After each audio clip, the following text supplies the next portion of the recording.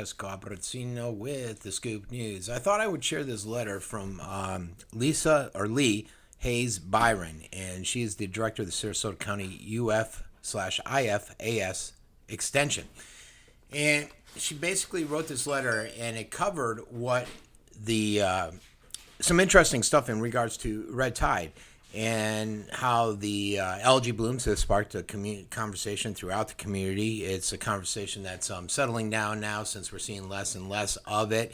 And as some papers have said, it's gone. And she noted that what I think we all know, that it's not a quick fix, that there's numerous contributors to it. But she said there's a lot of opportunities, and that's what I thought was interesting. First, she covered what Sarasota County is doing and some of the steps they're taking on the nutrient issues. Some of the stuff I wasn't aware of, and I thought I'd share it. And then some of the other steps you can take, which I thought were interesting. I guess the county has invested in the expansion of the reclaimed water for irrigation and advanced water treatment, and that in some way will reduce the number of nutrients going into the ground. The large-scale stormwater project, like the Celery Fields and Donna Bay restoration, will help clean water and restore the natural flow back into the Gulf versus all the nutrients. Other projects she talked about was reducing the pollutants across the wide area, like in Philippi Creek septic replacement program, and the ordinance that established fertilizer restrictions from June through September. When no nitrogen or phosphorus fertilizers can be applied. We all know that about the ban. And then she talked about at UF/IFAS, the extension of Sarasota County, how they offer science-based education on sustainable landscape, water quality, coastal ecosystems, and all that good stuff.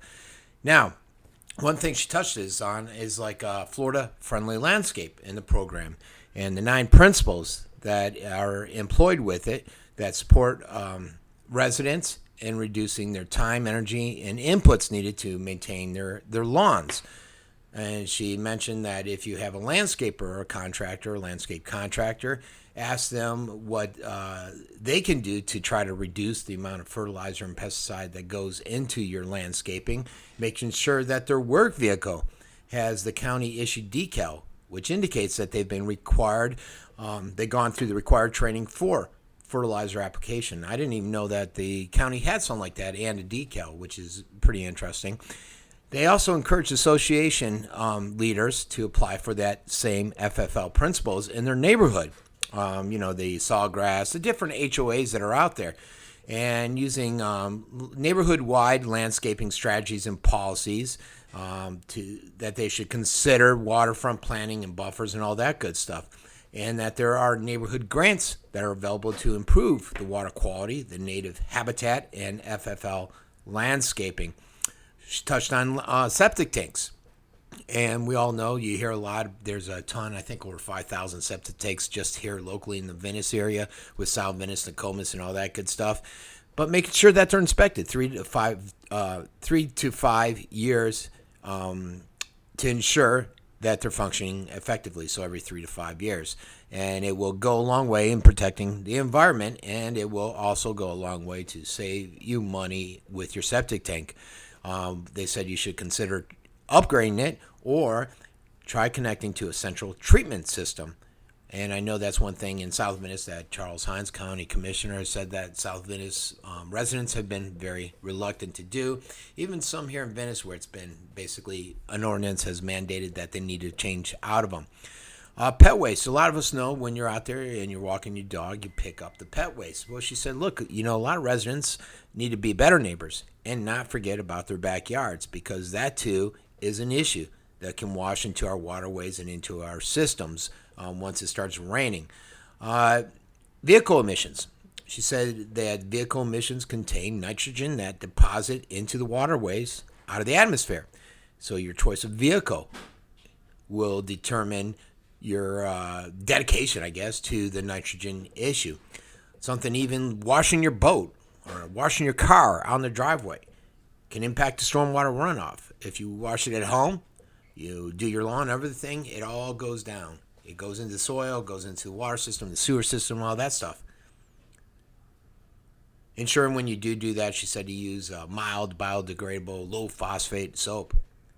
So there's her gist of this whole article that she wrote was basically that there's a lot of sources of nutrients, and there's no excuse to just throw your hands up in the air in dismay and start pointing fingers at everybody else.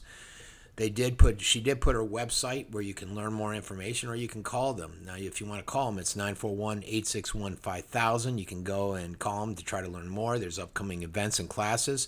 You can go to their website at www.ufsarasota.eventbrite.com. Also, you can go to www.scgov.net/extension and check out for more information. So it was an interesting read by Lisa Haynes Byron. I forgot to mention these two videos that you're watching. One is actually out by the pier.